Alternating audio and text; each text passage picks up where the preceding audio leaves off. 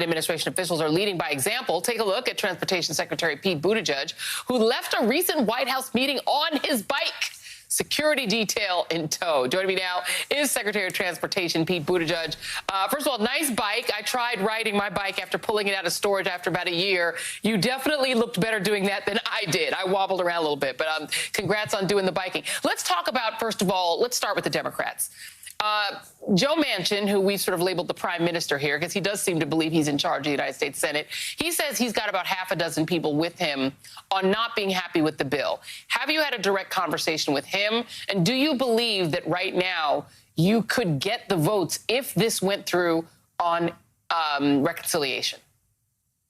Well, there are 100 senators with 100 views about exactly how they think it should be done. But broadly, I'm seeing a lot of energy and excitement for the bill. I'll be catching up with Senator Manchin soon. I've been speaking with Republicans and Democrats on in both houses, the House and the Senate. And what I'm hearing is a lot of energy and a lot of excitement for the idea of infrastructure investment.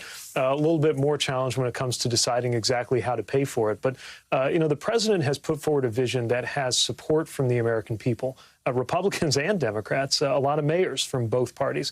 And so, of course, we're going to dig into the details, talk with senators and House members and see if they have other ideas or refinements. But let's be clear, this is a vision that does what it takes to create millions of jobs, to put America back in first place instead of 13th place, which is where we are right now. And one other thing I want to mention, that Georgetown study that you mentioned has something else really important and interesting in it.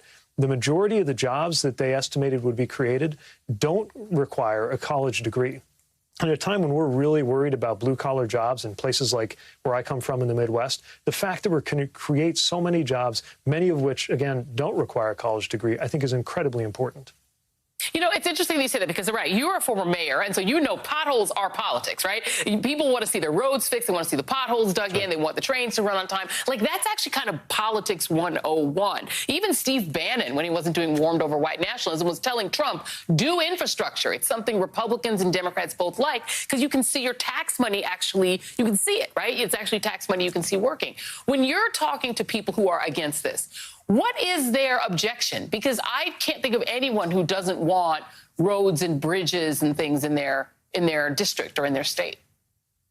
Yeah, I mean, the biggest things I'm hearing are, some different views on how to pay for it. But the president's view is clear, which is that no one making less than $400,000 should pay anything more in taxes for this, especially when you got corporations out there, some of which paid zero on billions of dollars in profits. So what we're going to do in the president's plan is a fair corporate tax rate that, by the way, still lower than it's been for most of our lifetimes, but enough to get the job done. The other objection I hear is kind of semantic or philosophical. They're saying, is this infrastructure or is that infrastructure? I've even heard some Republicans oddly suggesting that water pipes and wastewater pipes aren't infrastructure.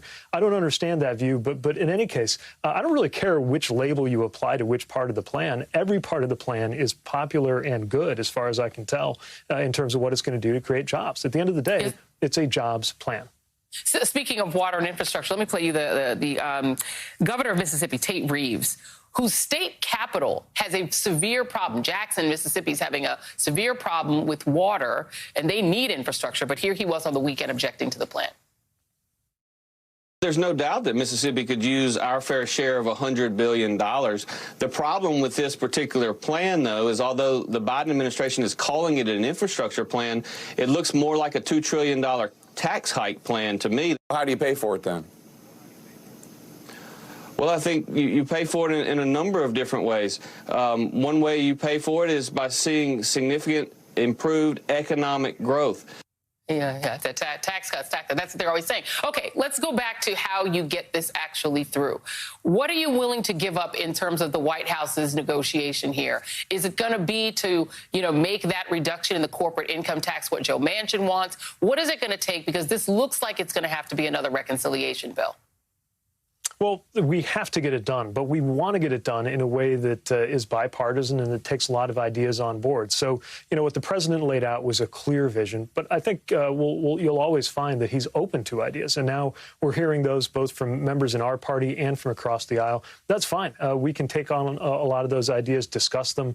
We've already had conversations in the Oval Office with both sides of the aisle. I'm sure that'll continue. Bottom line, we've got to get something done, and the president is hoping to see major action from Congress, major progress before Memorial Day.